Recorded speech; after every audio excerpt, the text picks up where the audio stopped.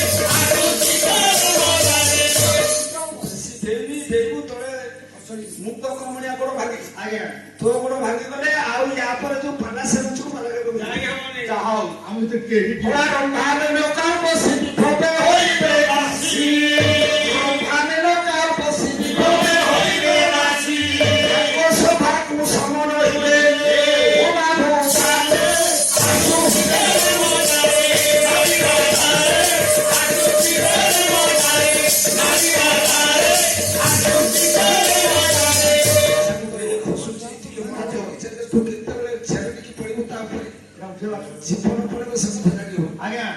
কবি বাঙ্ক দাস কইলে রম্ভা মেনকা উর্বশী নাই সে লাগি হলো ধরবাই নিবাসী বাঙ্ক দাস কইলে বাঙ্ক দাস বিরচন সত্যে আরি বাবনা বাঙ্ক দাস বিরচন সত্যে আরি বাবনা শিকক মন কিনি মানে শিকক মন কিনি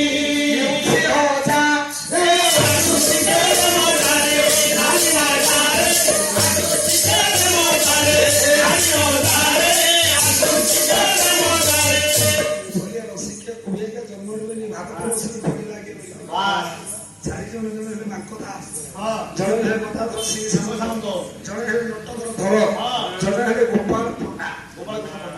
कृष्ण पट्टा मो भाई शारदा भाई को चलो बाकी खोज अच्छा अच्छा ए